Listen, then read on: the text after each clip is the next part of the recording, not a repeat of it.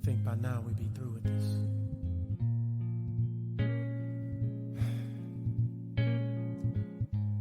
You think by now we'd have this thing figured out.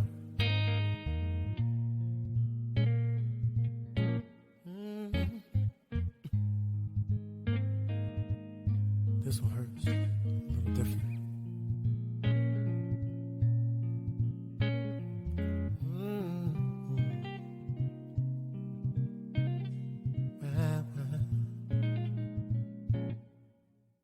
Oh, something's different this time. Oh, yes, it is. Something's different this time. Oh, I know something's different this time. This time. Oh, something's different this time.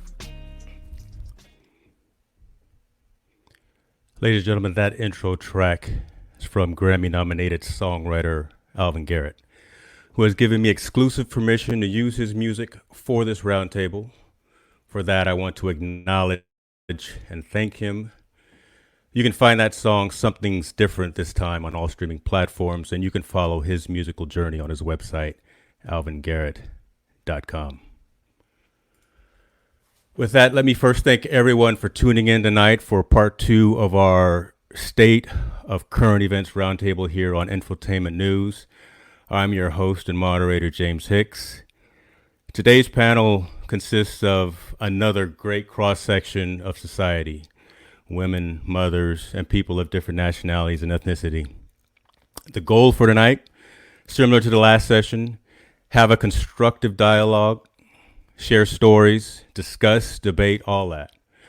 But at the core, be respectful to each other and ultimately work to help everyone realize that they can play a part in this much needed dialogue and make their voices and actions relevant for positive change. Now let the roundtable introduce themselves. I'm going to ask, as I bring them on one at a time, everyone to give their name, their location, and occupation. We'll start with you. Okay. I'm Jennifer Hicks. I am James' wife, and I am a mom of Jordan and Isaiah. I'm an educator, and I'm located in Roundtable, California. Thank you, Jen. Hi. Oh, I'm okay. Natasha Hill. I have 2 sons, Emmett and Xavier. I'm a human resources professional and live in Kennesaw, Georgia, which is just about 30 miles north of Atlanta. Awesome. Thanks, Tosh. I love the Spellman that you're rocking in the background. I will say that.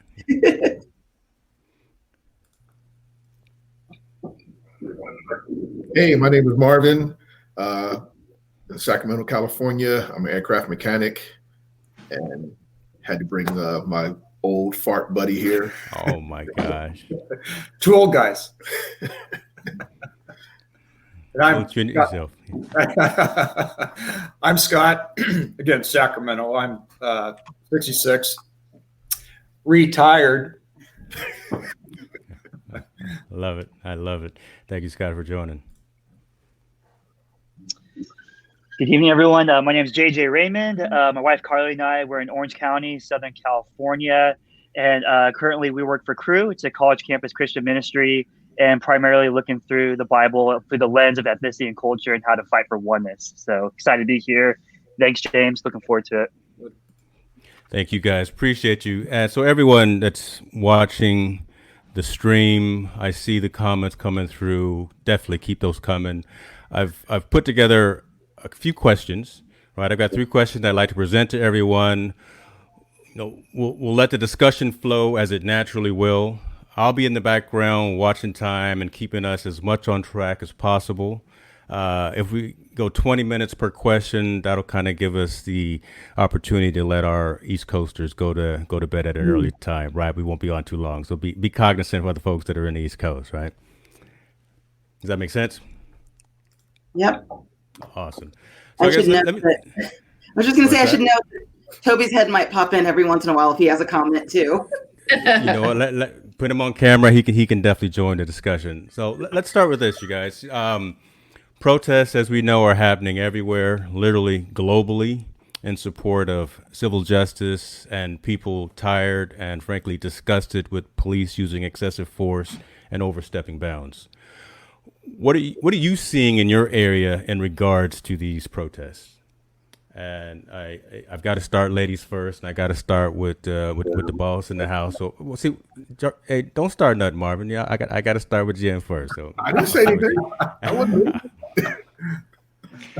So I think something that I'm noticing in our community is that it seems to be a lot of youth are gathering and really leading the protests. In fact, Jordan, our daughter who's 18, told me yesterday about a protest that her friends were organizing over by the mall.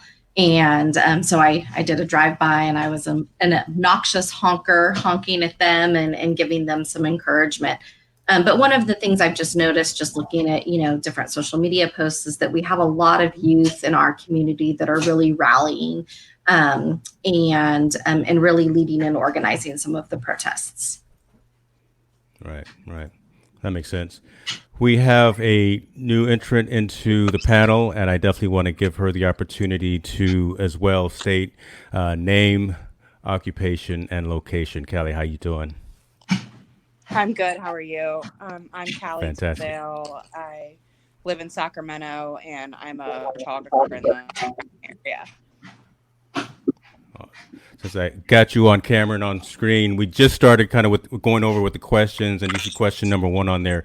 What are you seeing in your area in regards to the protests that are happening? Are you seeing a different age or different demographic in terms of who's showing up, or are you even seeing anything in where you are? In Sacramento, I feel like it's pretty much all ages, but I feel like a lot of it is the younger generation for sure, just like Jen said. I totally agree with that, more than like the older people, but I feel like that we had gone to a few in Sacramento, and it was a pretty wide range of ages, I felt like. Interesting. Tosh, what about you? I'm interested to hear what's going on in the Atlanta area.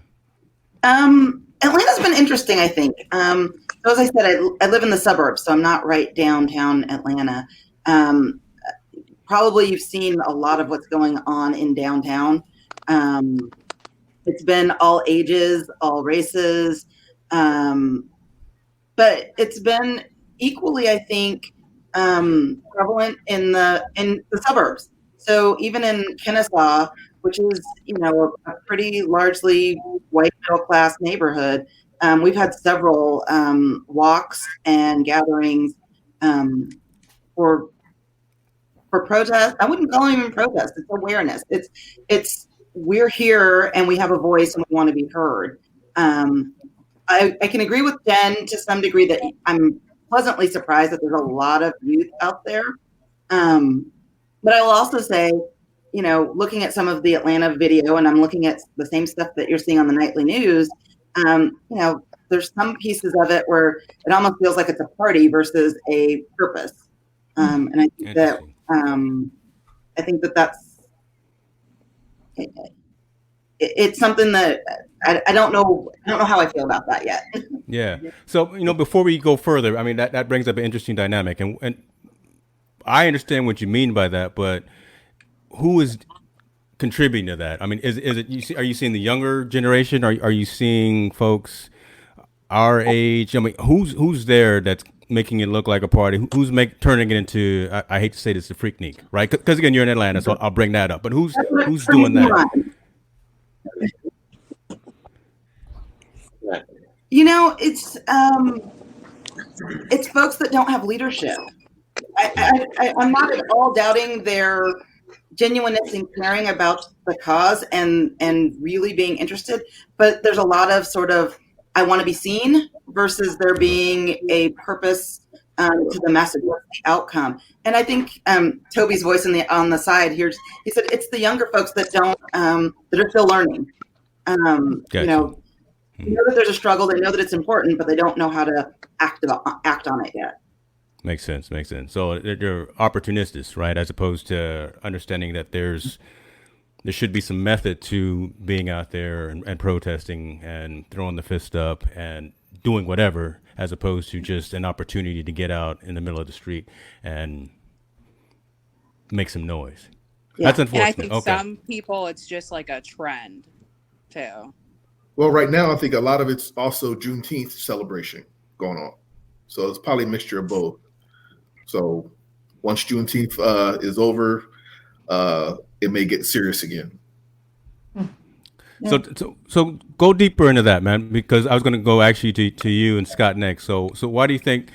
So if we had this session yesterday, do you think, or did you see in your area folks out protesting, talking to their neighbors, talking to their society about let's make a difference, let's make a change, or were they just out because it's fashionable to be out right now with their camera and taking a picture saying Black Lives Matters or whatever the case may be? Because it's an interesting thing, right? Because we've had all these issues that have happened. Black Lives Matter is a conversation right now, but then yesterday was Juneteenth. I mean that brings a whole nother dynamic and a whole nother conversation into play. So well, with me, I haven't been out protesting. I've been busy working because I'm essential personnel. But I love it. We appreciate you, brother. We appreciate you.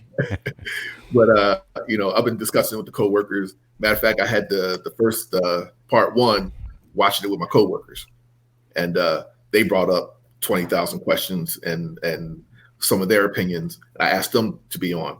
They're like, no. I just got so I wrote down notes on what they were saying, but lost track.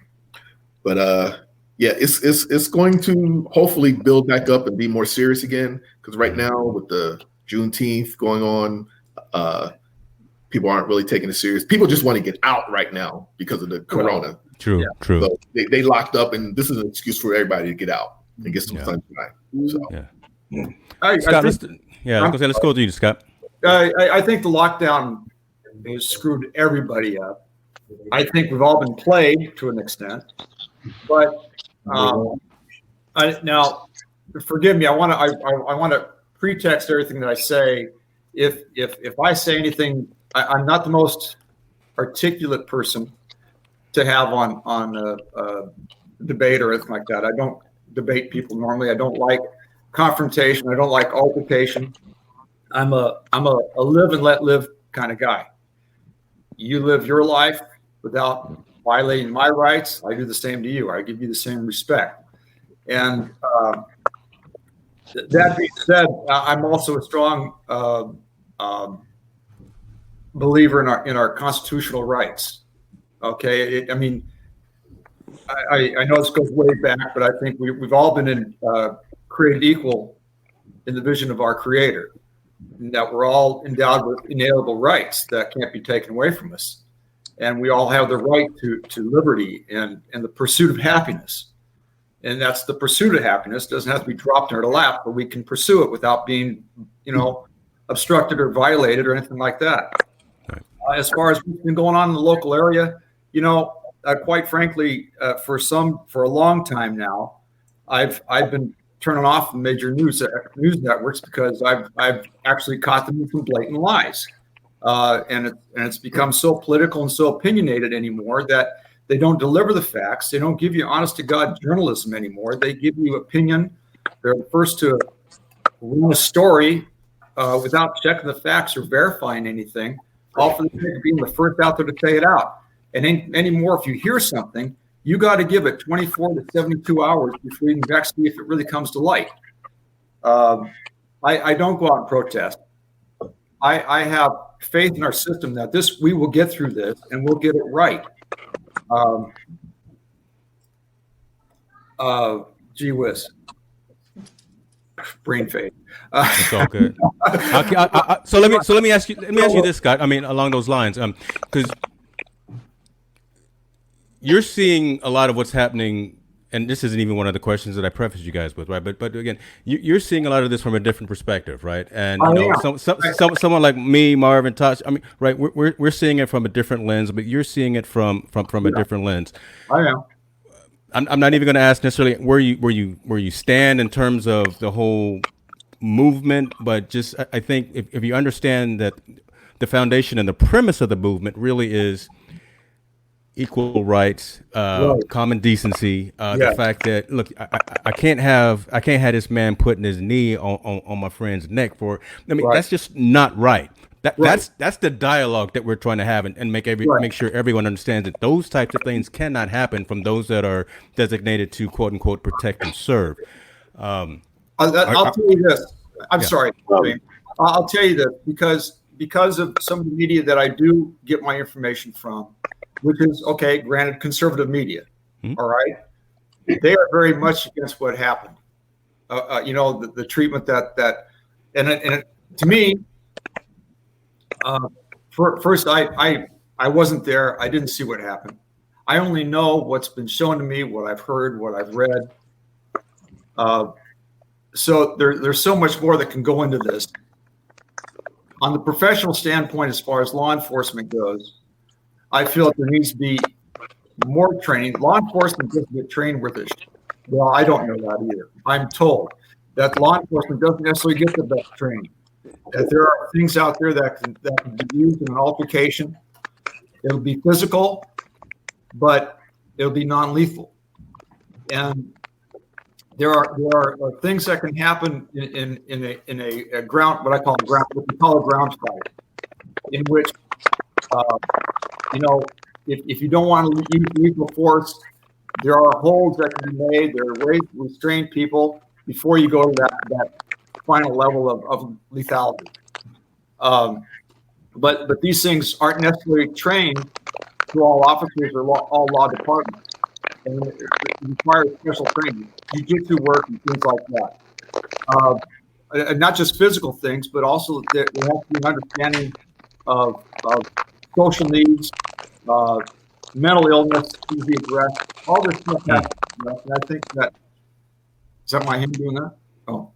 Yeah, that's probably Marvin over there eating chips while you trying to talk, right? So that's the problem right there. Marvin's over there eating potato chips while you're talking. but I'm trying to get back to the protests that are happening here in town, and I applaud peaceful protest. I do.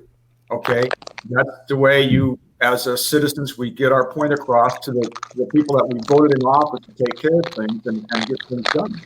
That's true. That's true. But and I can understand why the youth would take action, although maybe they have a half part in this, because hey, I was young once too. I was of a different kind of mind at one time. I only knew so much. I knew what I thought was right. Maybe it was half right. Who knows? And I, did my thing. But I think what really needs is we as a community come together. We work this out because we should all be respectful of each other. We should all be courteous to each other. And one note, you're asking about what happens within the community. In my block here, there's several houses that have signs up, the Black Lives Matters signs up with names of people on it, things like that, and I can respect that. So I could say more. I don't want to get any deeper water. Hey, we gonna get deep. We just started. No, don't worry, man. We just started. I do not mean to offend anybody. I do not. No. I say something that's not my purpose. I think something that you said that I think I feel a little bit differently is that I don't necessarily have faith in the system right now. Exactly. That's exactly what I was saying. Yeah. And I think, when you look at historically the years and years and years of brutality and oppression and discrimination, I don't think about it as a couple of individual cops who are bad. I think of it as a systematic issue. And so that's where I'm super disheartened right now because I don't have faith in that system. And so when we see all of these kids that have really great intentions that are out protesting, and, you know, people who are putting the signs in their front yard, and they're doing all of these, well, it's great for the movement, they're very superficial. And so it's like, what do we do to really make changes that will affect the system so that my kids and Tasha's kids and Callie's babies don't have the same experience 20 years from now? So that's just something that, you know, comes to my mind. One thing I was just going to add to about protests, driving home last night, and we have this, we live in a pretty diverse neighborhood, which isn't necessarily representative of the rest of Placer County, and Callie can attest to that, I think. But there was a group of probably 6 families with like 4-year-olds and doing their own protest in our little teeny neighborhood. And that just really, it actually like choked me up a little bit. It brought it just that idea of, you know, starting your kids little and helping them understand what can they do to help change our system. Makes sense. Appreciate that, Jen. Young Mr. Raymond, JJ, talk to us. Yes, sir. Yeah. So for as far as what I see down the protest down here in Orange County, it's I would say it started off really encouraging, but it's also been breaking my heart at the same time. By encouraging, I mean that I see a lot of the generation of millennials and Gen Z actually use their voice and use their platform through social media to organize protests. Like down here, we have one Instagram account, and it has every protest time, organizer, purpose, what to wear for the pandemic, and what's our purpose, speakers. And that's been really encouraging to actually fight for oneness and really bring to attention that the system is broken. So that was really encouraging. I feel like I've seen every type of person, generation be out there, but unfortunately, I don't have the right words for it, but these peaceful protests have been hijacked. And I see a lot of people who unfortunately identifying with white supremacy hijacking a lot of these peaceful protests right now. Orange County, I mean, there's people walking around the peaceful protests with lynchings and saying white lives matter. There are people doing the George Floyd challenge, if you're not familiar with that, at these protests. And it's like, wow, like this is what's going on in the protests right now. Yeah. And we're not seeing that at all, but we're seeing what malls being looted or what Target's being burned down. And so it's very disheartening because these peaceful protests, from what they actually have the motives for, even just like people are hijacking it, and it's not showing the right image of what's going on here. And I think even just to go back just a little bit too, of like, yeah, these protests are trying to battle the system and bring light to man. Our nation has been founded on a lot of things that should not be founded on. And unfortunately, I think because of people hijacking these protests, it's turned into something else right now. So what I see right now is what's going to happen, especially after Juneteenth, like what you guys talked about too. Unfortunately, here in Orange County, we've seen a lot of Instagram influencers get dressed up, get their makeup on, pose for a picture of Black Lives Matter, hop in the car and leave. Or they'll hold up a power drill to try to fix something. And it's like, that's not reconciliation, and that's not oneness, and that's not advocacy. So unfortunately, I think people are just trying to take advantage of the situation right now. And we see a lot of that down here in Southern California. Yeah, that's a problem in and of itself. And I think those folks will, I'm a believer in karma. Those folks will get weeded out, and that'll get addressed. Either they'll lose their influence, or they'll lose their positions. But again, I think being genuine, especially with something that matters to society and something that matters at this type of scale, is going to resonate moving forward. So, excellent. Thank you guys very much. Let me ask the next question here. Where should efforts be focused, right, to help drive change in policy, change in law, in perception, and in just perspective? You know, is it as easy as saying go out and vote? Is it organizing citizens patrols? What can everyday citizens, what can the folks that are listening in and chiming in right now, what can they do today to help drive change within their neighborhoods? Scott, let's go back to you first. Oh, okay. That's right. I get you when you're not ready. That's all right. No, that's okay. That's all right. No, I can grab something out of the deep crevices of my brain, what's left of it. Right. Yeah, easy. And anyway, I feel it's the very basis. The very, very basis starts in the home. I think that communicating with your family. See, our nation's over 200 years old, right? Okay, and the nation's made tremendous mistakes in its time. Yeah. Which is very young, right, compared to the rest of the world. No, Right? When you think about that. Yeah, but then what's happened here is the fact that, how can I put it without being rude? Be rude. It's okay, brother. It's okay. Like I say, I own the platform. You know what? I can put an E explicit on this if we need to. So your ancestors were brought. A lot of your ancestors, not everybody, but your ancestors were brought over here on Portuguese ships and sold. Okay, that the matter of slavery goes back to 1000 BC. Okay. And no, it's not right. Obviously, anybody with a moral compass, well, if you got a moral compass, you can figure that out for yourself. But it was, for lack of a better term, made right. I mean, it was a business. Is how you were treated back then, how they were treated back then, not you, how they were treated back then. I want to make sure you understand this. That this goes back thousands and thousands of years ago, and that they thought it was right. They thought it was okay. They put a value on a certain species and devalued another. And then as they conquered, when conquerors went through towns, they took the conquered, they took the ones that were worth working, and they made slaves out of them. The ones that weren't worth keeping as slaves were killed. And just keeps on going and on and on and on and on. Finally, you come over here to our country, and this kind of continues on. And we have a civil war. It wasn't necessarily about slavery, but it had a major component.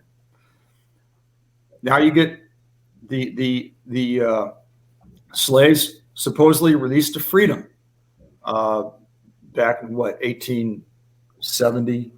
I forgive my history. Okay, but and again, disrespect anybody.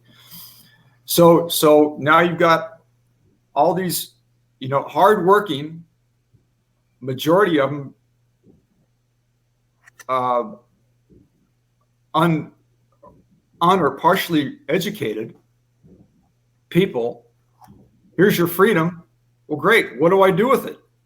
I don't know. It's up to you now. And so you have these people who were kept for so long that they don't know how to accept that responsibility or that ability to flourish. Some did. And we just keep on going on and on. I want to make you understand that how I feel was that if you think something's okay to do today, if it's legal, if it's lawful, chances are you're probably going to do it. Okay? Whether it's moral or not, that depends on your moral compass. Back then, I don't think they understood moral compass so much. Now we have,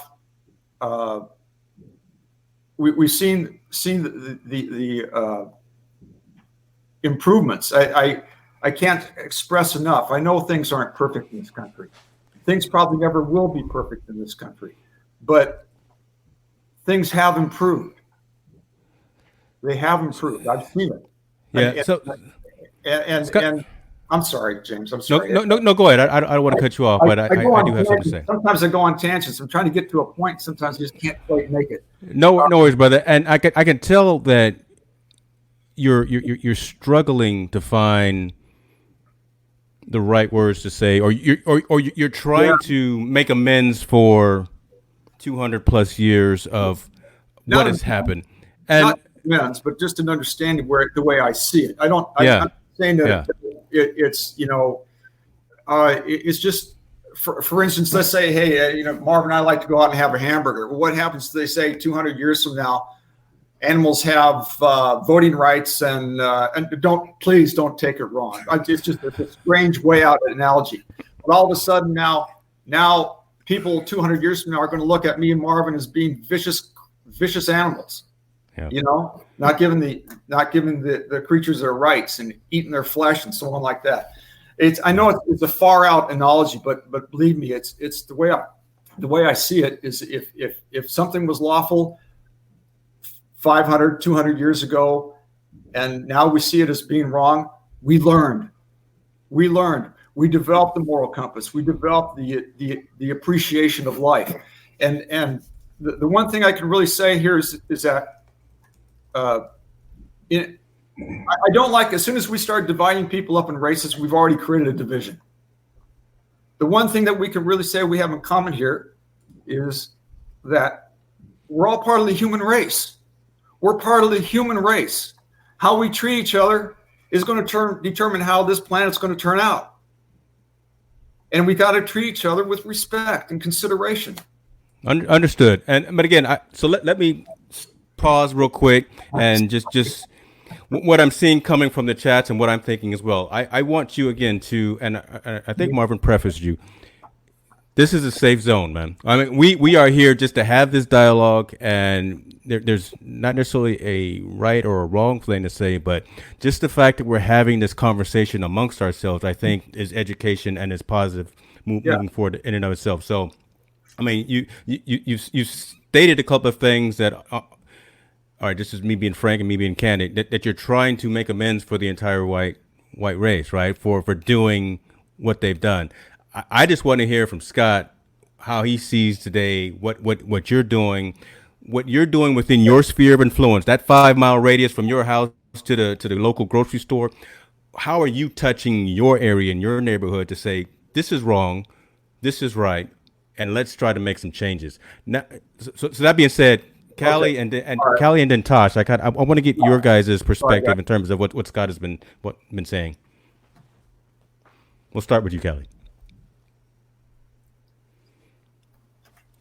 Don't let me make fun of your phone now. Just because I can break some of the some of the drama here and talk bad about your phone. Shouts out to Boost Mobile or T-Mobile, whoever you on there. You okay, Callie? Tosh, I'll send it over to you. Let's go to you before. Scott. Oh, So sorry, but we got Callie. Go, Callie. Or maybe not. Go. That's, This was not supposed to be a comedic show, but go ahead, girl. Go ahead, girl. It's probably she's got 4 kids, right? I think so. I mean, that could be the thing too. They could be back there streaming or something. I'd be on medication right now, but that's Mommy Tosh, medication. Tosh, let me finish it over you. Yeah, I'll jump in. So Scott, I heard a lot of what you said. Here's the thing, though, is that we've got to. It's more than just saying what happened in the past and that we've made progress. The fact that Isaiah's about to start driving. I have a 16-year-old that's out driving right now. I get scared every time he gets in a car because I don't know that he's going to come home. And that's because the system hasn't fixed itself. right. And I think that the only way that we can fix it is not just voting, so I live in Georgia. I told you that. And by the time we had our primary 2 weeks ago, and we all know what a cluster that was. We had a lot of people that, thank God, stood in line to vote for hours, but there were a lot of people that didn't go because the big elections were already decided, right? Whether you're Republican or Democratic, each of them has enough delegates. And so stressing the importance of voting for your local government, right? The school board, the local sheriff. I did more research on who my school board post representative is this election than I've ever thought about doing because I care about what they're going to put in the curriculum in my schools. A couple of years, 2 years ago, one of my younger sons, his football teammate was in his elementary school where it was okay to have the kids during Black History Month take roles of the Black kids being the slaves and the white kids being the owners. And oh, by the way, dress up like a slave for this event. Really? It was 2018. Why is that a part of curriculum?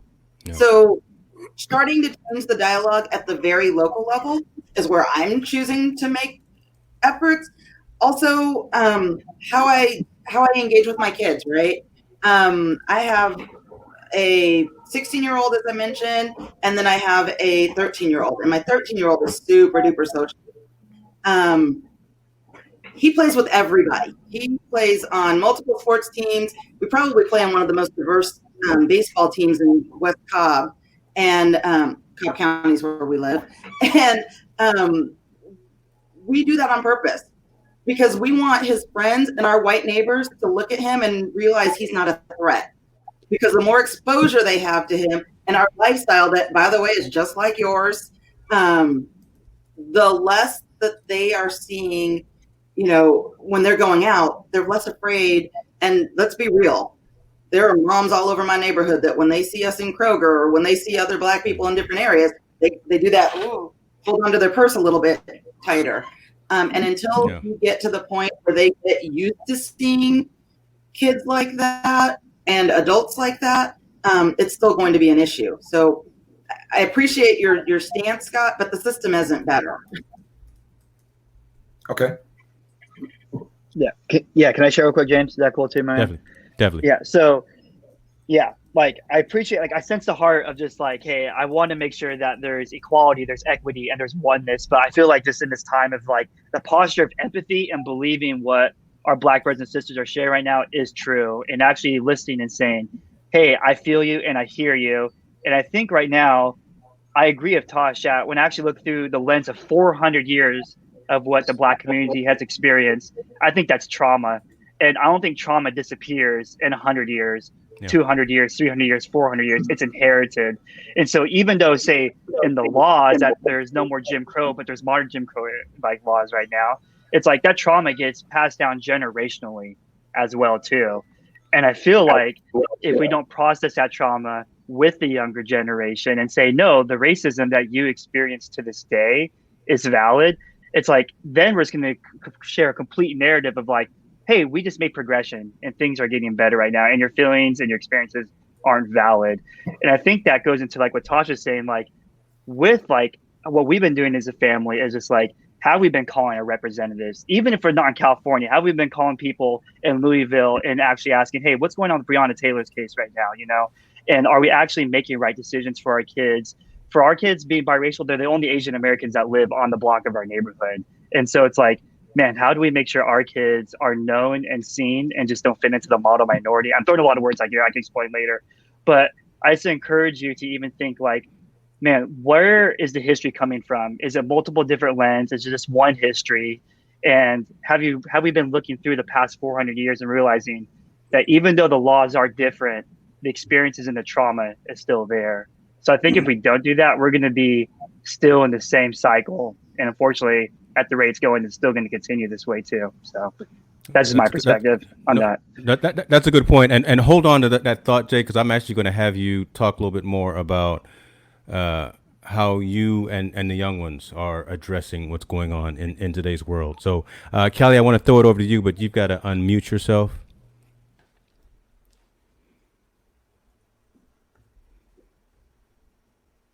Dead silence. Oh my goodness.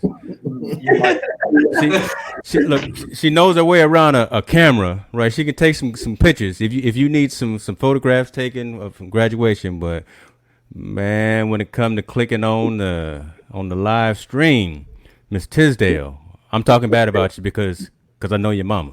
Okay, I'm talking bad about you because I know your mama. That's all good. Jen, let me let you chime in then while Callie is still having some issues. Sure, thanks. So I think I'm with Tosh in that I think my focus has really been on our local level.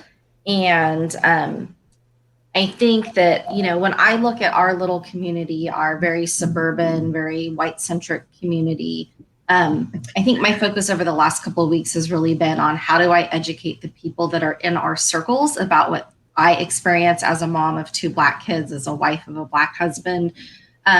I think there's this sense in our community that these things don't happen, these worries aren't mine. So I've just been very vocal about, helping people understand, like as Tosh was saying, Isaiah is going to be driving in a couple of months. Like, these are the things that I worry about, and helping people understand that, socioeconomic status isn't necessarily something that makes all of those other racial issues go away. We're in a middle upper class neighborhood. And so I think there's an assumption that this is something that happens in poor Black neighborhoods. This isn't something that happens in our little suburbia that, I call the Roseville bubble. So I think that's been one thing, just little things like, our police department had posted a thing saying, every night at 8:46, go outside to just show your support of anti-racism and your support for justice.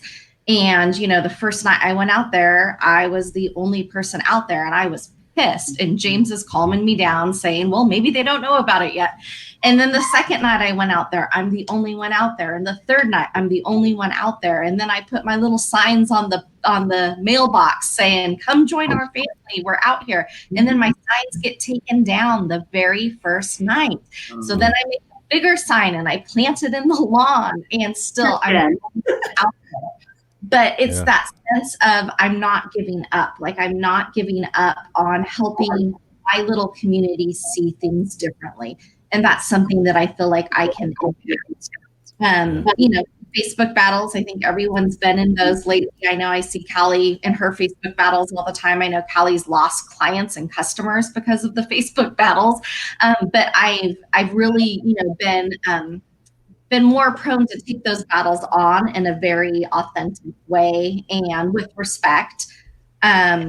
But I'm itching to do more. So I'm itching to figure out, what does this look at like beyond my community? What impact can I have beyond my community? And I don't know what that looks like yet. Toby wants to say something, but before he chimes in, can I just say one other thing that Jen reminded me, which was one of the things that I've taken on personally is being okay making other people uncomfortable. Yes. It's always been okay to like, oh, don't worry about it. Or, I know what you meant. And now I feel much more emboldened, and, it makes more sense to literally say, no, that's not okay. Or to call people out on stuff that you would have been like, oh, but I know their heart.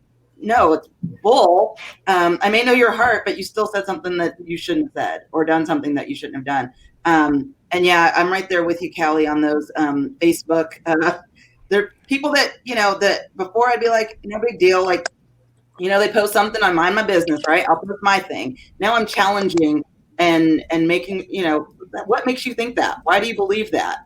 So that's a bit different on the local.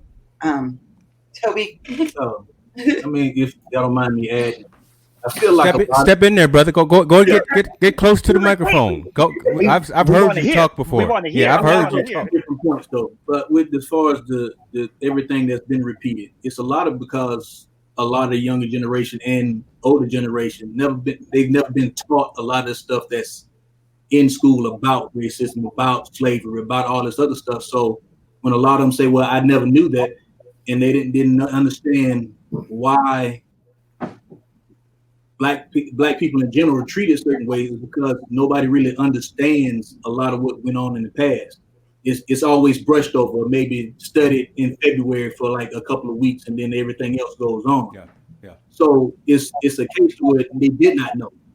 And the thing is, you can keep saying I didn't know, but at some point in time, you have to take the time to go study and see what's going on, because there's plenty of information out there to help you understand what's been going on generationally. Right. And the other point I'm gonna say about police training, I think they're trained differently at the academy. You train one way at the academy, where a lot of this other stuff that transpires and what goes on in the street is they're training officers. So if there's no checks and balances with your training officer and what they do normally, they're gonna think it's the same thing that we're supposed to do all the time. And some of them are scared to either go against it and not understand that I know it's wrong, but it's the one that's training me. So he has my career and my life in his hands at this point. So I don't know how to combat that and say, what do I need to do? Because there's plenty of times where somebody might have said something about training officers doing this, but because this person's been in the force for a while, it gets brushed under the rug. Mm-hmm. Toby, don't go too far, bro. Don't go too far because and the reason being there's a comment that's in the stream that I want you to interact with and answer as well. But now that we do have Callie back, I want to make sure that she gets a chance to chime in on this second question. And if you can unmute yourself, that'd be great.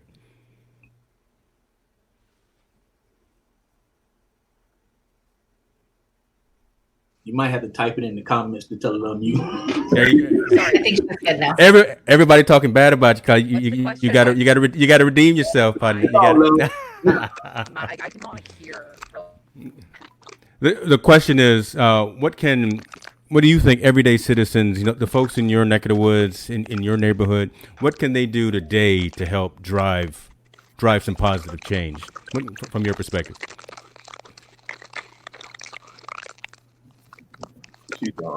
I think some of the things is just racial comments that honestly have been made to me my whole life that I really didn't realize were racist until getting older. Like, you're the whitest black girl I've ever met. Like, people shouldn't say those kind of things. Like, black people aren't like a wild species or something. Like, we're the human race just like you. There's no such thing as the whitest black person I've ever met. Like, I just don't get you're I always was told you're an Oreo, you're white on the inside, black on the outside, you're pretty for a fucker.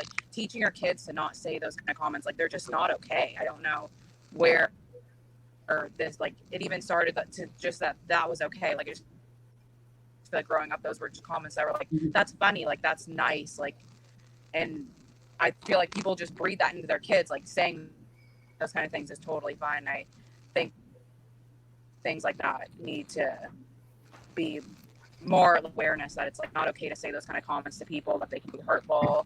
But it's always just, you always would take it and be oh, well, they don't mean it like that, we're friends, they're just trying to be funny, they're trying to be nice. But as I got older, I realized those really aren't okay, and then also people just taking everything as a joke. I've seen so many memes and everything, Black Lives Matter, that I don't know, it's just people have made all of this into such it's just kind of a hysterical for some people. Yeah, and that's completely that's So unfortunate. I think taking it a little bit more seriously would help out a little. Yeah, I completely agree with you on that. I'll chime in with my perspective as we get a little closer to the end. But thank you for that. I want to go back to some things that are passing through the comments because again we want to make this interactive, and I'm flexible and I like to move on the fly here. So let me start with Marvin, you and Scott, and then Toby. This is the question that I wanted you to engage with. Dave Natividad. I've known this guy for a long time. Good man right here. American Independent, neutral, red or blue. Explain the system, right? We all know what the system is. Explain from your perspective what you feel is broken. And Marvin, let me start with you and then throw it over to Scott, and then we'll go over to Tobe. Well, it was built broke. How when you build a computer, you put in junk, you get out junk. So it was trash when it was put together, and that's the trash that's coming out now. It needs to be revamped, reformed, like the police department is being reformed. And also our community has to be reformed, because you got the young kid on the corner making in a day what I make in a month. How are you going to convince him to come off the street corner to knuckle down and put in the hard work like you and I have been doing, or everybody here has been doing? They don't think they're going to live that long, so they don't care. So wait a minute. So let me stop on that. So who doesn't think they're going to live that long? That's I don't want to gloss over that. Who are you referring to in that? I'm talking, the little street kid corner dealing drugs, trying to make his hustle. They're making buku money on the street at night. They don't have to hustle. They don't have to go to school, do the job, because they got that instant fast money.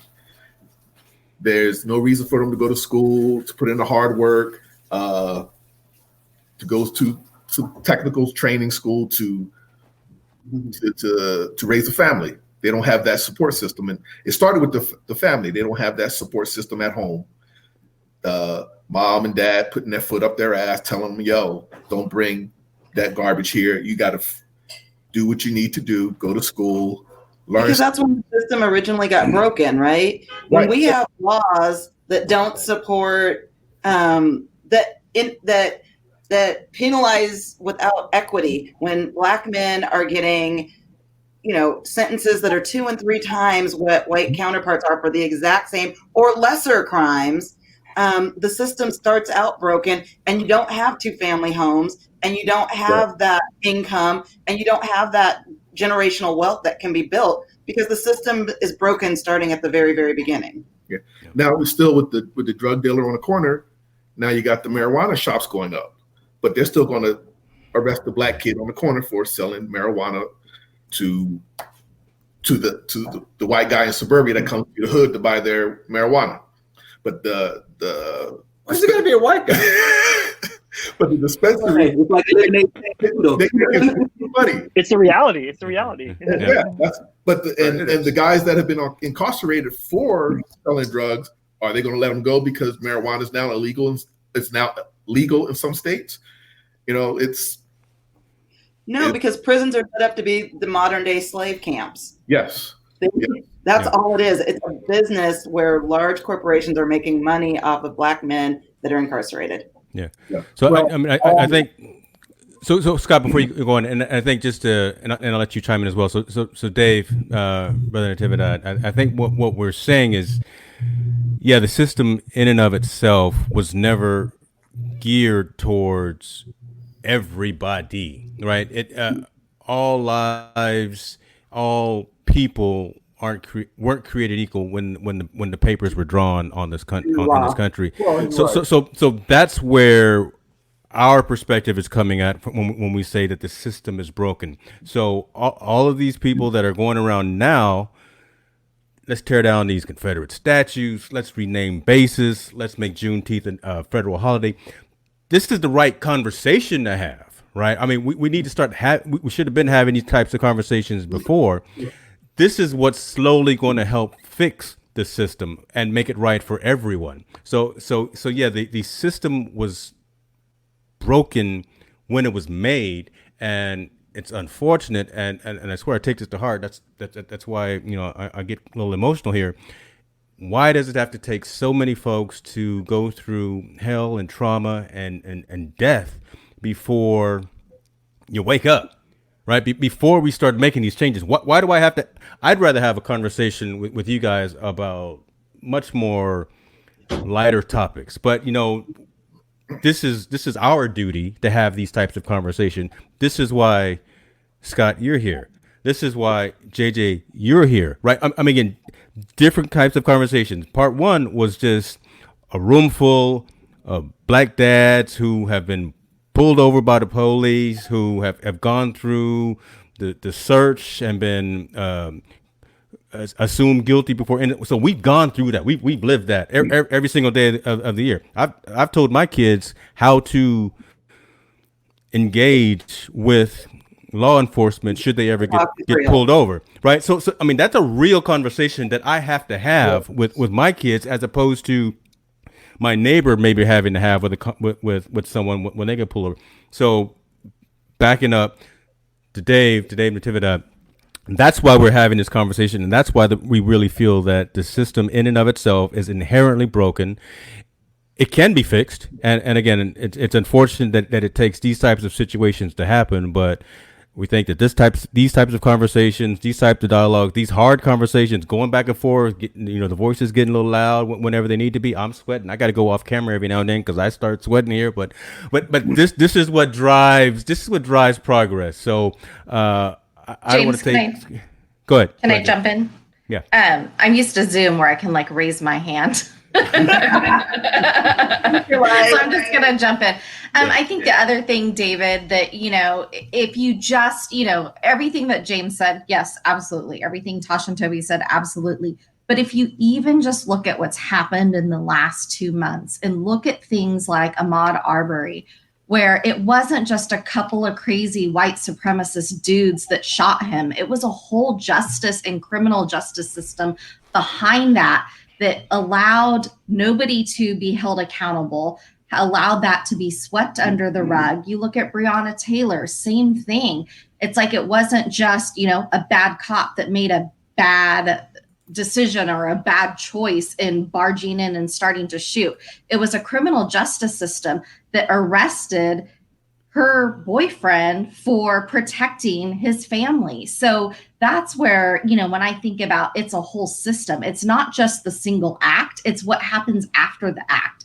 And just in these last few instances that have really brought a lot of this to the surface in people's eyes, there are very concrete examples of how it's more than an individual. It's about the whole system that's supporting that individual. Mm-hmm. Yeah, none of this is on video. This is the thing that I want to add, though, and I'm going to say this because when I said and made the statement about training officers, my father was the Atlanta Police Department. Mm-hmm. He was in the Atlanta Police Department for 27 years. You know what I'm saying? So he was on the street. He trained at the academy, and I know the guys who he's trained, and I know what they were about.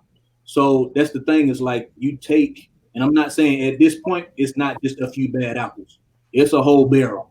But like I say, that's where it comes in, where you have to have those checks and balances with your training officer. You have to have those where if this one particular officer who's been training a number of guys, if there's been multiple complaints about him, that's where the investigations need to start. And nobody does that because a lot of that stuff is swept under the rug. He's been here for a while, or we don't want him to lose his pension. And I'm like, dude, he's been doing the same thing over and over again. The same police officer that killed George Floyd had a number of complaints about him over the years. It wasn't just one incident. He had a number of complaints about him and nothing was ever done. So when I see that, and I know now, my father be turning over the grave to see a lot of this stuff, and he's seen it before. But it's like I say, it's about those guys who are being trained by people that's already in the street. They have a certain idea how they think things should be, and it's about time to just wash all those guys out and figure out a new way of doing things and training and have a better checks and balances. Because there are some good cops out there. I'm not going to lump all those guys in lunch. I mean that's easier said than done, and I think that but I think that's the right thing to do. But again, I think that's easier said than done, and I don't even want to use this phrase because I'm not a fan of 45. But I would say it's time to clean up a little bit. Let me say right. It is time to. I don't want to quote 45 because I just don't. Yeah, but I mean, my thing is to really clean it up, and we talked about voting at the local level. But the thing is, when you got a lot of these guys that's been in the system for a while, a lot of the politicians that's already there, there's nobody running against them. So they don't feel threatened. They don't feel like they need to change anything because it's been working or it's been working for us. So why should I change anything? There's nobody running against me. So why would I have to change anything until it affects me directly? So part of the question was, and then I'll go into our third one, but is it just getting people to vote? But if they're not going out there and vote, what else can we do? I'm really asking the question to the five other folks, to the smart people on the call here. Well, education, because Black history is not in the schools except for Black History Month. So it is in February. Even then, it's the same five people. Right. You learn about the same five people every February. I saw a political cartoon where a white kid and black kid walking down the street, and the black kid has a bunch of books, and he's like something to effect like, "Why are you still studying Black history? Why is there a Black History Month?" He's like, "Well, Black History Month's for you, not me. Black history is year round." Right. Even though the younger kids now still don't know the Black history of what went on, what's the different things that have happened during the history. Education, more education with the police, some sensitivity training, telling the new recruits to stand up when they see something wrong. Like I said, I'm an aircraft mechanic. I'm an instructor now. And I tell the young guys, I say, hey, if you see something wrong, say something. Don't let the senior guy that intimidate you and saying, oh no, this is right, this is how we do it, this is how we do things. No, you have a manual of how things are supposed to go. And I tell the new students when I get them, sometimes depending on how they're going, I said, basically, I don't give a fuck about your feelings. I care about 120 plus people on the aircraft. So if you do something wrong, I'm gonna say something. If you do keep making that same mistake, I'm gonna keep saying it over and over again until, okay, now there's a problem. We need to address this problem. Same with the cops making all the incidences that's going on with the abuse. Something happened. Okay, tell them this is not right. You can't be doing this. He does it again. Hey, we told you, stop doing this. And it keeps continuing with no punishment. It's like, okay, we need to get you out of here because you're not doing what you need to be doing. Yeah. Those young rookie cops need to stand up and be like, yo, cross that blue line that you have and say, hey, this ain't right. I'm speaking up. We need to stop this. So until they get excuse me, ladies, but the balls to stand up and say it, Watch out now. Watch out now. It's not gonna happen.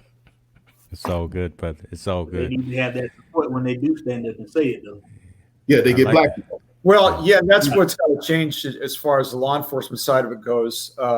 You know, the as I understand it, you know, your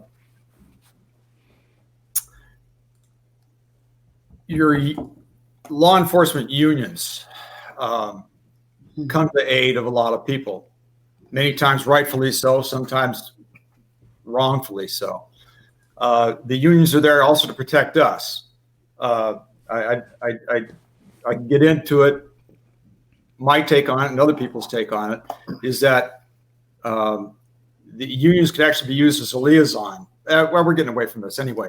I think that the unions need to be reworked. I think there needs to be laws put in place that where there are the bad players that come out to mind, that this should be taken care of and nipped in the bud right away. I'm along with Marvin. Education, honest, truthful education. Not whether it hurts or not. The truth. Well, it's going to hurt. I mean, truth hurts. You know. Yeah. By the way, no. I mean, the hard conversations need to happen, and again, right, and so it needs to be, but not just to schools. Again, in the homes. Yeah. If you don't teach your children to respect other people, respect your neighbor, respect, and if you're not being treated right, then you go get help. Yeah. But respect goes on both sides of the fence, and it's not just respect for people; it's respect for rules and laws of order. Yeah. Let's face it: if unlawful society is nothing but chaos. Mm-hmm. One word about the law. The law is about desertion and not so much about law enforcement. And you got to have that play in there. You got to be able to communicate with people both ways. So, but and getting out there, being as adults. I know I have a habit of carrying on a conversation with people I don't know. And I don't care if you're. There's nothing wrong with that, man. No, man. My kids get all stiff and nervous because, what's Dad going to say now? Yeah, what's Dad going to say now? Dad's going to say now is exactly right. God, Dad, if my kids don't even know I'm on the thing right now, if my kids are watching it, they're probably freaking out. But gosh darn it, I was going to go with a really good point here, and that's rare in my case. Gee whiz. Well, I saw the little comment that Sarah put up about it being ingrained. It is ingrained in both cultures, with the police and in the African American community. That's the one right there. It needs to be whatever uningrained. We need to slowly teach them how to stop it. I was talking to my wife this morning. It says, gee whiz, when I was a kid, okay, a few days ago, you and I was just a child, but you heard the term Negro all the time, and then you hear the term the other N word, the other way they say it.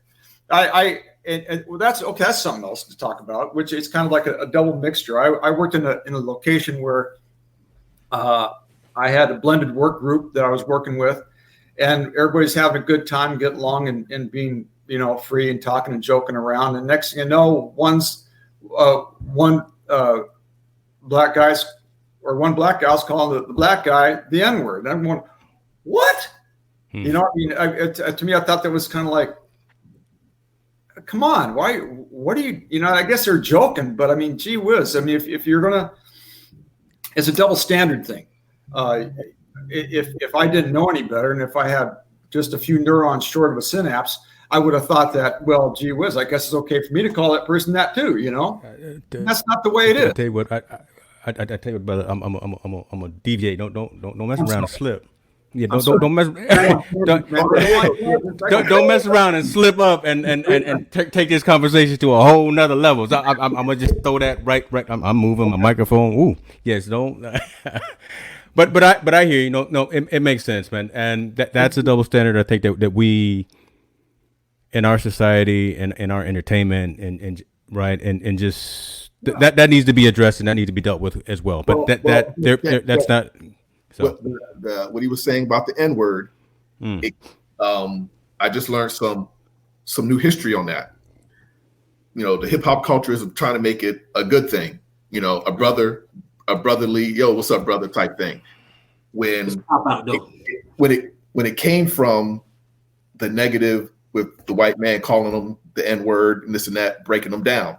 But then there's more history to that, to where I was talking to some African friends who born and raised in Africa from the homeland.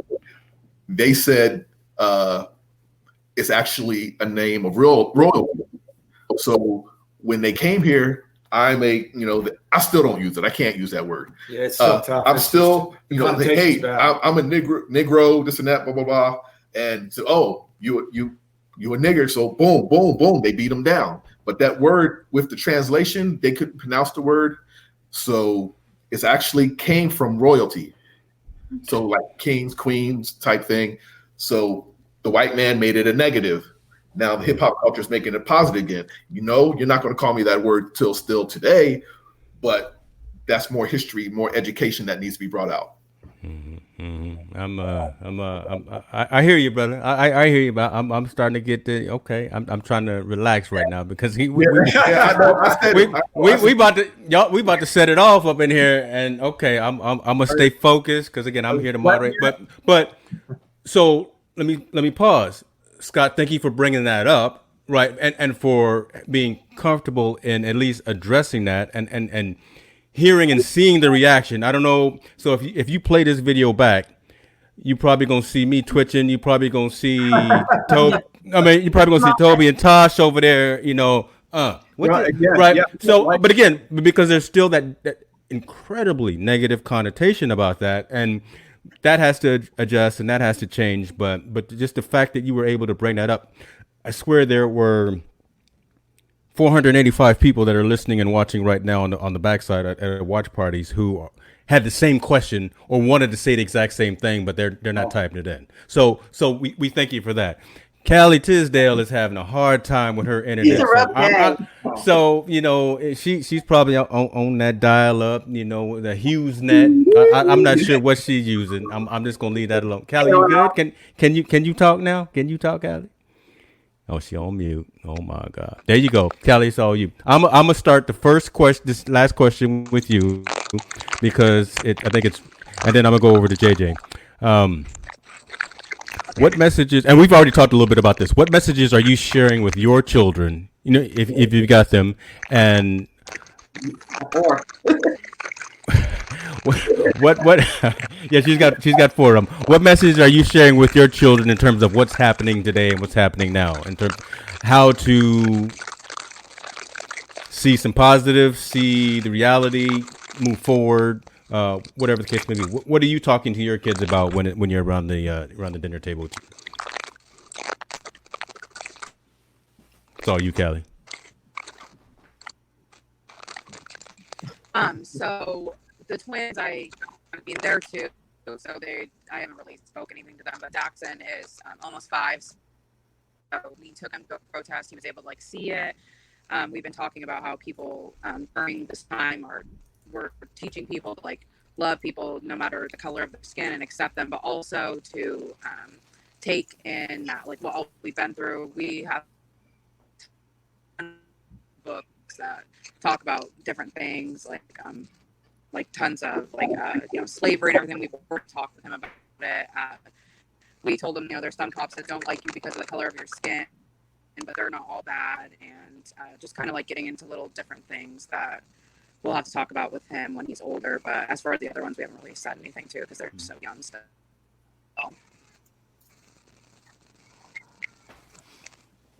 Mr. Raymond, what about you? You've got a impressionable young daughter who sees everything and soaks it up like a sponge, right? I know you've got another young one who is just now seeing the world. But talk to us about your oldest and what you and your wife are talking about today's situations around the dinner table. Yeah, no, and I think for us, it's more than a dinner table conversation. It's probably every day and almost every moment, it seems like right now, because Carly and I are talking about it constantly. And we feel like if we aren't, then we're going to be doing a huge disservice at the same time.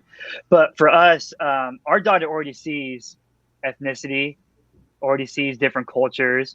And she's unfortunately already experienced racism at the age of 3 years old, too. And we had college students make fun of her eyes and all that stuff. And it just breaks my heart for being half Asian American, half Korean American, for her to experience at age 3. It's like, if we don't have these conversations with her, the topic of ethnicity and culture, it's like, are we actually setting her up well for the future? And so there's kind of two things we're focusing on, particularly with this time, but everything's going on with the Black community. And that right now is, hey, you need to see, we're trying to encourage you, like, you need to see ethnicity and not say, I see one ethnicity. Like, I see that you're Black. I see that there are Latino brothers and sisters. I see that they're Asian American brothers and sisters. Like, you need to recognize and bring dignity to who they are and what their ethnicity is. And so with that, we have been talking about differences and about like, yes, your friend at church is Black and he is going to experience something very different than you are when you are a young adult.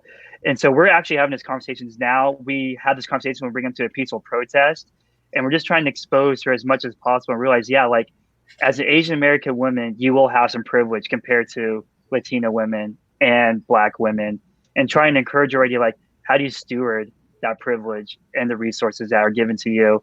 So something that we're really trusting and trying to talk with Naomi right now is this 3-step process of how do you reconciliation, how do you relocate so your circles aren't mono and that there's so many different cultures and that there's these ethnicities around you, then how do you redistribute the resources that you've been given as well? Is it your finances? Is it your time? Is it an advocacy, a voice, how to be an ally? And then kind of this other part that we're starting to venture into here is just recognizing and telling her that, hey, like, you are Asian and it's not by fault. You are half white and that's not by fault. And you are going to have a very unique story.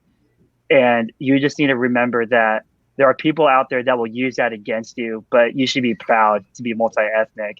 And so we're just trying to speak belief into our 2 girls right now and realize that, one, because we're Asian American, we are going to have privilege, but we need to be an advocate and an accomplice for the Black community. So particularly we're doing that with our family right now. So awesome. I appreciate that. And I was going to dive into some extra things with you, but you kind of touched on them. So let me still ask you this: in your 9 to 5, right? I mean, so you're out there talking to students, impressionable, 18 to 20 some years old, from a spiritual perspective, right? Working with Crew.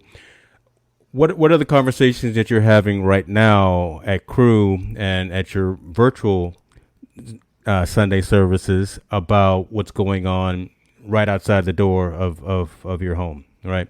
How is that dialogue going with folks that are reading the book, but after service, after 11 o'clock, putting the book down and going out there and saying whatever they're saying? I mean, you know what I'm saying? Yeah, I feel it. Yeah. And I think that's something that, unfortunately, being like in full-time ministry has been very disheartening, of that the Bible and the church has been very complicit with racism.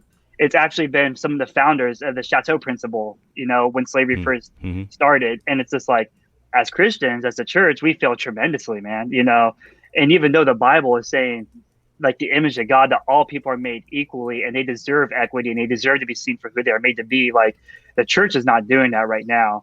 So we're having those beginning conversations with our college students. And there's a word that's been going on right now. You guys might be familiar with it, but it's like decolonization, you know, or just like realizing and deconstructing everything that we've been learned, and because it's been taught through a certain lens. So with our students, we just started recently, like, let's start back with like the story of creation. Okay. Like, there's a reason that God made Adam and Eve and gave them ethnic identity and cultural identity, and that's not by fault. And we talk a lot about the nations, the cultures, because a lot of these students have never heard that before. Unfortunately, like, our students have never, they think that social justice, a human rights issue right now going on, is not a gospel issue. So we're trying to bridge those together and say, no, like, if you're following Jesus, man, like, this is something that you're called to do, is to fight for oneness. And so there's been a lot of hard conversations. We are a nonprofit. We've seen financial support fall off because people disagree that this is not true and this is not a biblical thing. We've seen students leave the ministry as well because this is like, yeah, this is not a Jesus, but no, it is. So right now we're just trying to encourage students to realize that, man, Jesus is not white. He does not bleed America. He does not bleed all this. And we're trying to say that the Bible, yes, has been used for horrible behavior and horrible actions, but that was through a lens that is definitely not of Jesus. So right now we're using the word deconstruction and trying to really point our students to, like, man, what does the Bible actually have to say about ethnicity and culture? So that was a lot, but yeah. No, I mean, and that's a good point, and I think it resonated, as you see with the comment that we get on the screen right now, right? The Bible does not promote hate and horrible behavior, but, you know, society, people have manipulated the word. So I think that's a key point that Michelle brings up. So I appreciate you for that. Jen, where are you, right? In terms of, I know, but, you know, for all the folks watching, right? I mean, because again, I mean, you brought it up, right? You're the only one in the neighborhood out here, right, for the amount of time to show solidarity. But tell everyone else again, you know, the conversation that you have with an impressionable 18-year-old, and how old is Isaiah? Almost 16. Oh, 16 and on. I can't hear this. I wish this was more than coffee, but it's only coffee, you guys. But so yeah. So I mean, I think we've had all of the typical conversations with our kids about, you know, if you get pulled over, where your hands on the wheel, all of those things. I think that, you know, a lot of our conversations have been directed at Isaiah because he's a Black male, and something that really resonated with me recently is, you know, and James, you know this, Jordan is forever leaving her wallet in the side pocket of her car, and it's parked out front. And we're like always yelling at her, like, you're going to get robbed. People are going to break into your car. And she told me the other day she does that so she can get it easily if she gets pulled over. And like, we didn't have that conversation with her explicitly. We've had it with Isaiah. We've had it in general, but that just like opened my eyes a little bit more into what she's thinking. I think, you know, one of the things as she was choosing a college, I know James was as well, but I was really pushing her to get out of our community, to get into an urban, whatever, too far from her mama. But you know, I want both of them to get out of this Roseville suburbia bubble and experience the world in a way that that we haven't exposed them. I mean, obviously, I think we've given them a great life, and I wouldn't trade anything for the world. But I also am recognizing as they get older that they need to see more than what's in our little world. In terms of conversations, you know, I think, I don't know if it's more conversation or more, I mean, Tosh knows, James, you all know, I'm, you know, pretty vocal, and I'm, you know, very much an advocate, and I don't see that as much as in my kids. And I wish they were more, they spoke more than they do. You know, I can give you a very specific example. Jordan, I think it was her freshman year, she had a kid in her math class that was wearing a Confederate flag sweatshirt to school a couple days a week. And I didn't hear about it from Jordan. I heard about it from another mom who had a kid that was in the class. And it was like, why didn't that bother her? So I think that's what I worry about is have we raised them to, or are they in this world where they think that, that's just the way it is, just ignore it. Like I want them to have more fire in their belly. I want them to stand up more. So I don't know how better to model that for them. I don't know if that was even the question. That's what's on my mind. It's all good. That was from the heart. And before I flip it over to you, Scott and Marvin, and I'll just answer and say that I've been pleasantly surprised and impressed with our kids responding on their own social media feeds to what's going on, right? So they, again, I'm not going to use the Urban Dictionary statements. I'm not going to use their woke. I'm not going to use those statements, but I'm going to say they are aware of what's going on, and they know the difference between what is right and what is wrong, and they are voicing. Again, I always talk about your sphere of influence, the folks that you have direct contact with and that you can help guide and converse with. So they are aware of what's going on. They are talking amongst their peers, and they are helping driving change amongst their peers. So we did our thing, right? They're gonna be all right. They're gonna be all right. And again, high five against the screen. but again, she's going off to UCLA, right? She's leaving the Northern California area, and she's going to be thrown into the heart of it. She's just going to be thrown into the firestorm, which is good. Right. I think she's definitely strong enough, and she is aware enough to go the right path. She may veer off a little bit. She may fall down. I want her to fall down. Then I want her to get back up, and I want her to learn from it. And I think she will be, at the end of the day, she will be a better person for all of her experiences. So Mama, you did a good job. Congratulations. You got a kid going to college. I can't retire yet. Scott and Marvin, let me let you talk right now before I start thinking about how much tuition is going to cost me. What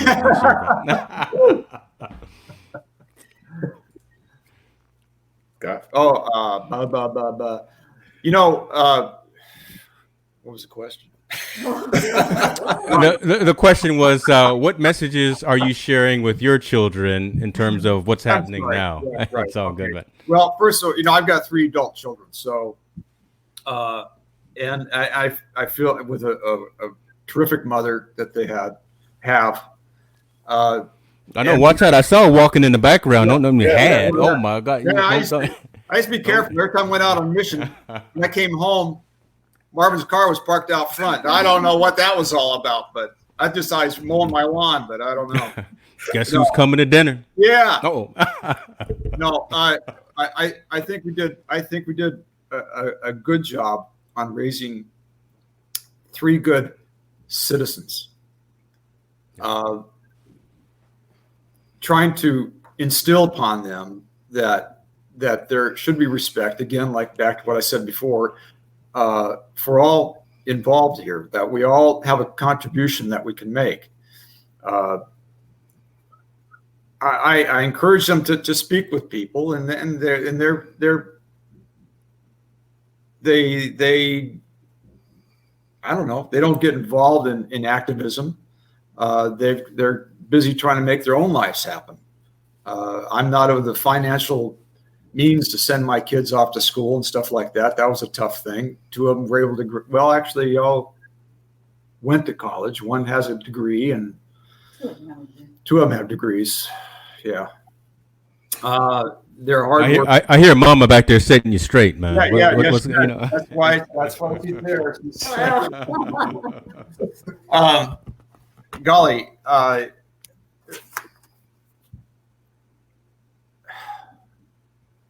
well, I guess I'll interject because you're in a different season than the rest of us are, right? Yours have already gone through. They've left the house. Yeah, they've come back and eaten all your food, and they left again. So sometimes they go over and eat theirs, but yeah. But yeah, so I don't. My influence that I can provide is that is staying open with the open communication with the with the families and people around me. Now, you look at my neighborhood, you think it's predominantly white, and it is, but we do have people of color here. We have young kids that have been brought into homes that, like right next door to me, I have 2 young ladies that are married, and they foster kids, and they end up adopting 2 of them, and they've got a 3rd one, and it's another topic of conversation. But 2 of the kids are of color, okay, taken from their homes for who knows what reason. We don't talk about it because it's confidentiality. I know that in one case was drugs. But down the street, we have 2 wonderful young girls that I've watched grow since they were like in, I don't know, 6th grade, 5th grade. And now they're both going into high school now, and watch them develop and get them involved with communication, with talking with older people. That's another thing that the young people, I can recall, you couldn't carry on a conversation with a young person. They were, they didn't know how to communicate with older people. I mean, it was like it was a blank stare. You try to joke with them or something like that, blank stare. And now, oh great, now you got the social media where they're down like this all the time. I'm surprised their necks aren't cooked like that all the time. It's just, they're missing this. They're missing this. Contact, yeah. Contact. And that's why I try to impress on in my neighborhood is contact with people. And that's why I like my neighborhood, because we're all pretty communicative. We communicate pretty well together, and we respect each other's rights. And that's my 2 cents. I like it. Appreciate that, man. Mr. Hill, talk to me. I see you back there. You stewing. It's you got something on your mind. Well, you got something on your mind, man.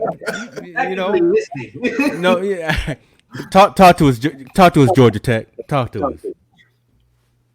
I mean, I understand what you're saying, and it's true, because, like you say, it is harder to communicate with a lot of the young kids today, because it's always about the 140 characters, however long it's supposed to be with a tweet or a Snapchat or something. Because it's like, if it's not on Snapchat, it's not on Twitter, it's not true. So that's kind of one of the ways they communicate. But I mean, it's hard to find common ground, but you need to, and it's like just for the last 6 years being a high school coach, that was a different experience for me. Just again, learning how to communicate with the young, trying to get through to them and understand what's your point of view, and trying to have open conversations with them. And it's not hard. You just got to put in extra work. I guess it was the same way with us without the phones. But yeah, and see that's why I wanted you to interject, right? Because you're a sports coach. You're a very influential person in those young men's lives that are out there. Yeah. You got them out there running routes, and you got them doing those things, but they spend a lot more time with you sometimes than they do with other folks, and they'll probably share more things happening in their social lives with Coach probably than they will mom or dad. So I mean, that's why I definitely wanted you to go. From time to time they do. I mean, but then, like I said, you have to find a line too that you can't cross with those conversations. And when they do get kind of want to get too deep, that's like, no, that's a conversation you need to have with your parents. I can't give you a certain way to try to handle something. You need to talk with somebody that knows that situation a little bit more in and out. And it's going to be able to help you more, because I can help you to a certain extent, but it's about what mom and dad can do for you. That's fair, and I appreciate that, and I can respect that. Tosh, you got 2 boys in your house that listen at you that are eating all your food. They probably at somebody's tennis court right now or whatever. But no, the 16-year-old made it home while we were talking. Okay. He popped in, so yeah, he made it home. One of the things, so to get to your question though about what are we talking about with them? So like you and Jen, we've had the talk, right? We've talked about how do you handle if the cop pulls you over, all that. You can't do the same thing that your white friends are doing, goofing off in the grocery store, all those kind of stories. But there's a couple of different nuances. So the 16-year-old, his girlfriend's white, and her father's a first responder. And I'll be honest with you, the first couple of times he went over there, I was like, okay, are there Confederate flags? Because we live in the South. Are there MAGA hats? Because we live in the South. Yeah. And he was like, I don't think so.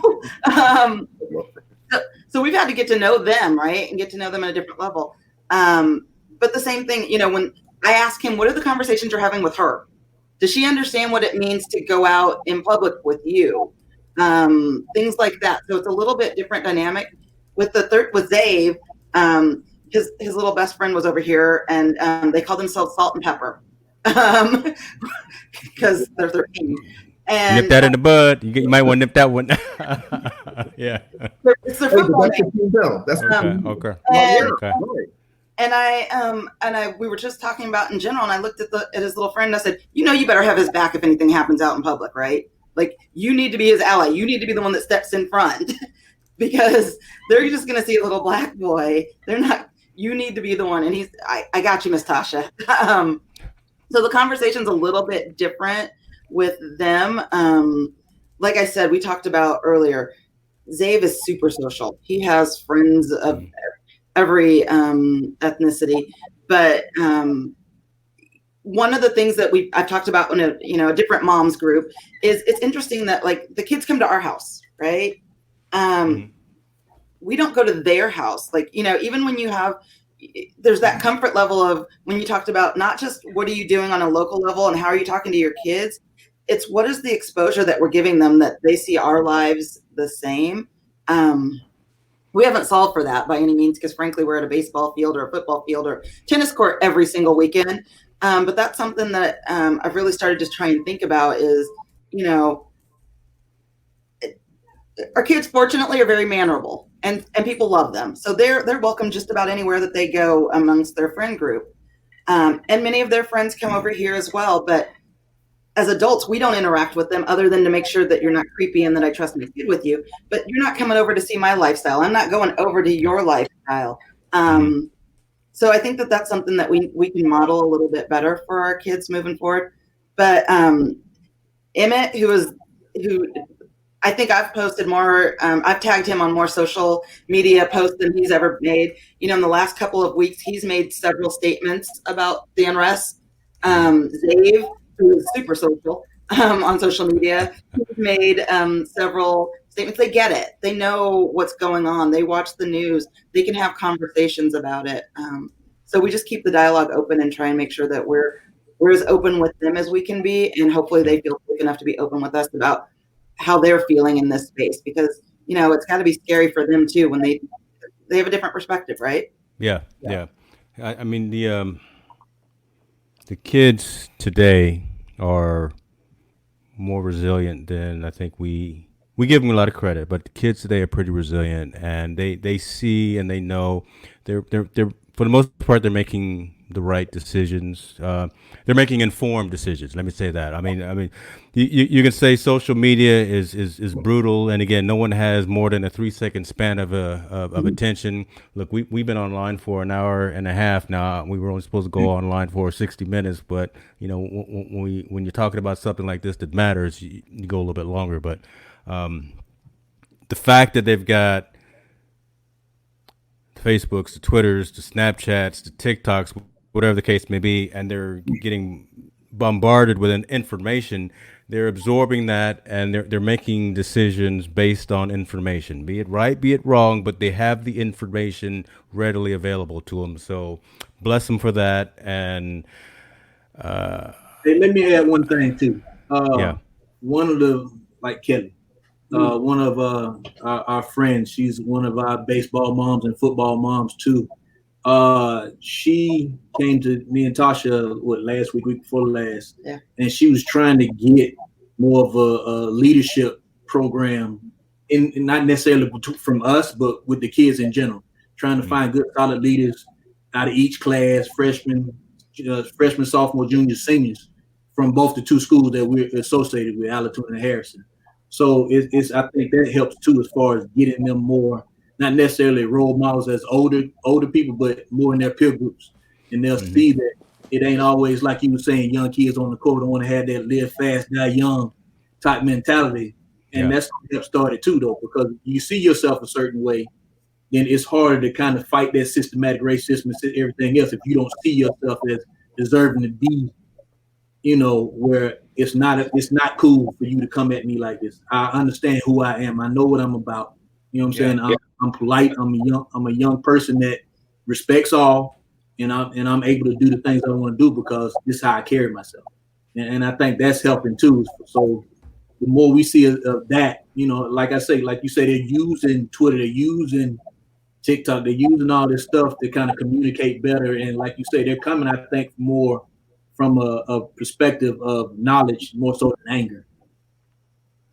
That's a good point. I like that. I mean, I think that's a good way to summarize that whole thing. I mean, I've in back rooms, I've said I've given up on society, and it has nothing to do with all of this. But I'm hopeful for this next generation, and I think that they are going to be okay. I think they're going to be okay. They're going to have their challenges like everyone is.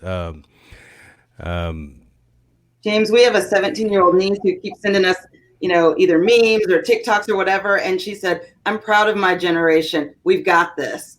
And you know what? That's all right. That's all right. I mean, I appreciate that. That's good. Let me take it and again be cognizant of time. I want to give everyone the opportunity to give their closing remarks. Look, we had a heartfelt discussion today, and we went all over the place, but we were focused. Let me start with you, Kelly. Just from a closing perspective, is there anything more that you wanted to bring to the audience and bring to the panel?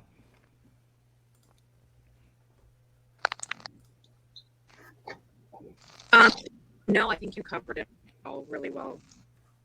Awesome, thank you.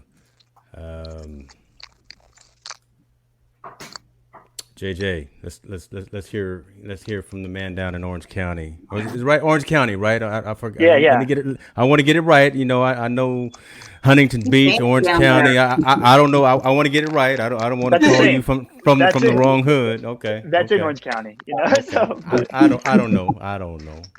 Yeah, that's all good, man. I would say continue education, but not just education just for the sake of education. Like, encourage everyone to continue to see what's actually going on, understand why it's going on, and act on it as well too. Like, if we're not doing our own soul searching of how we have biases and also realizing like what narratives we're believing, we're not going to make progress. So I think continue education with the heart of the posture of learning, seeing, understanding, but also acting on that education would be my encouragement and final thoughts. Thank you, sir.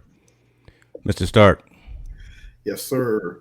Like you said, education, whatever angle that you want to attack it that way.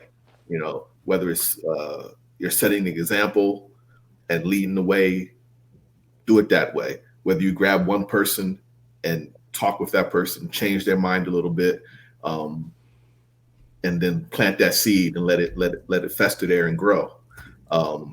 It's like, I got my buddy, the old fart here. So he was coming on. I'm like, no, you were blowing up my phone. So you're going to be on the next one. I'll be right next to you. And here we are, So, but yeah, lead by example if you can. If that's all you can do it that way. Yep. I won't call you an old fart. I'll call you by your proper name. You can call me anything, just don't call me late for dinner, man. That's all. I love it. I with Marvin again, leading by example is a big part. We all have to do as especially adults. It's a great hurdle because so many people who have been brought up a particular way, all you can do is plant a seed, let them know that it's not acceptable by you, but don't get in a fight over it. Keep your emotions level. There's a lot of feelings here. I can't help the way people feel. My feelings are mine, yours are yours. We all have individual ways that come about, and go on a level field of knowledge and a degree of patience. And again, the example in education is a big part of it, and it's got to be truth. you got to have truth. You got to have, and truth will bring about trust. And that's about the best I can pull in. And lastly, hey, again, sorry for the rambling. You got a lot of things going up in this squash here, and it's not always itemized. And I go on fucking tangents. So and it's all good, man. And I hope if I said anything, I hope it.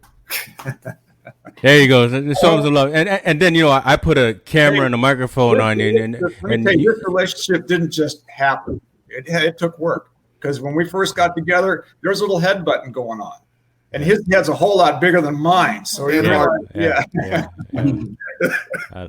I love it. I love it. Thank you, brother. Appreciate you. Now, hey, Jen, talk to us about what your closing thoughts are.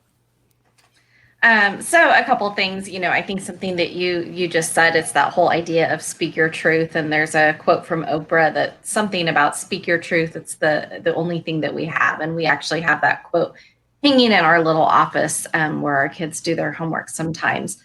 But I think I've just been reflecting a lot on the fact that as a white woman who, as my husband said, I think I'm pretty woke. But I think that I'm just realizing that I have so much to learn, and that for everyone, it's so important to be listening and learning and just having an open heart and open mind to the uncomfortable conversations. So yeah, that's my takeaway. Awesome. Thank you very much. Ladies first, Tosh. I'm not getting in trouble. No, I'm not getting in trouble. I'm being respectful to the ladies in the room. So, I think Jen said it well. Being comfortable having uncomfortable conversations, whether it's with your neighbor, your coworker, your best friend, or even your kids. It's really being open to the dialogue, which I don't think we've had the space and the energy to do in the past. As we do now. If there's anything positive to come out of the most recent set of tragedies, it's that it's opened the dialogue. So I think that's the last bit, is that at least we're having conversations now. So thank you for giving us a forum. Yeah. I can't say it any better. I think that's a lot of what's going on too. Smart. you just defer to the missus, right? I always say I may wear the pants, but Jen holds the belt, and and that's how we made it through almost, is it 20? Shouts out to 20 years. Woo. Okay. Yeah. Look, to the panel, thank you very much for your time. Right, your participation and your words. Thank you to everyone that tuned in. Hopefully this was a valuable use of, that's about 90 minutes of your day, and you either learned something or you took something that you can use for positive change in the days ahead. There will be a part 3 of this discussion, looking at 3 or 4 weeks from now, where we'll just completely open the lines to everyone that wants to get on video and have that opportunity to dialogue, converse. I'll bring back the participants from both panels. So we will take care of that. I will not have any logistic issues. I will make sure that if I need to have up to 100 or so folks on the screen at one particular time, we will do that. So this conversation needs to happen. This is healing. This just needs to happen, I think, for not just us, but again, now the numbers are growing. And I'll look at the metrics, and that's what I'll do behind the scenes from an analytical perspective. But our conversation has reached a wide swath of our social communities, and that's a good thing, because honestly, I think once we log off, we're going to talk more. You're going to talk more. People are going to share, and again, it's going to have that dialogue. So stay tuned for the notice on that session. Follow Hicks New Media on Facebook to make sure you receive the notifications on when that is published. With that, again, I just want to say thank you to everyone. Take care of one another. God bless.